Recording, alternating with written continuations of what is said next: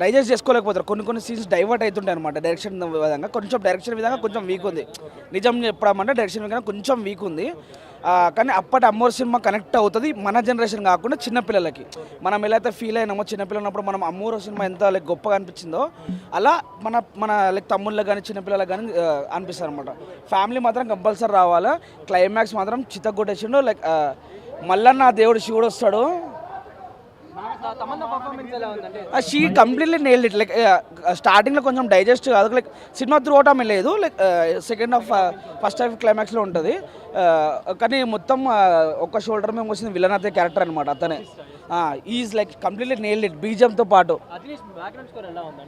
విలన్కి background score చాలా బాగుంది అన్న. విలన్కి ఇచ్చిన బ్యాక్గ్రౌండ్ స్కోర్ చాలా అంటే చాలా బాగుంది. అంతే ఆ క్యారెక్టర్ అట్లా ఉంది, ఎలివేషన్ కాబట్టి ఆ మ్యూజిక్ డైరెక్టర్ కూడా టైం దొరికింది కంప్లీట్లీ చూపిద్దాం టాలెంట్ అని చెప్పి అట్లా అని. కానీ ఒక్కటి చెప్తా అన్న, ఏమంటారు, కొంచెం చిత్తరి వీళ్ళని ఎంకరేజ్ చేయకుండా న్యాయంగా వచ్చి చూసే వీళ్ళని ఎంకరేజ్ చేయండి. Thank you so much. అంతే ఓపెన్ మైండ్ తోటి చూడాలి. ఎక్స్పెక్టేషన్ పెట్టుకోకండి అన్న. ఓడెళ్ళవని అట్లేం లేదు, ఉందేమో దాని కరెక్షన్, కానీ చూసుకోండి అంతే. లైక్ హిందూ వాళ్ళు కంపల్సరీ చూడాలా, శివుని భక్తులు కంపల్సరీ చూడాలా. క్లైమాక్స్ మాత్రం తమన్నా గారు చాలా బాగా చేశారు. క్లైమాక్స్లో అజనీష్ లోక్నాథ్ గారు బీజిఎం చాలా ఎక్సలెంట్ ఉంది. సినిమాకి ఎవరైనా న్యాయం చేశారంటే అది అజనీష్ లోక్నాథ్ గారు ఒకరే. అది పర్ఫార్మెన్స్ వైజ్ చాలా బాగుంది bro. Direction, screen play, story పెద్దగా వర్క్ అవ్వలేదు.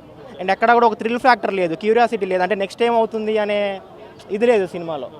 మొత్తం ఎక్కడో చూసినట్టే అనిపిస్తుంది సినిమా అంతా, ఒక్కొక్క సీన్. లేదు బ్రో, ఒకటి ఇంటర్వెల్ బాగుంటుంది, క్లైమాక్స్ బాగుంటుంది.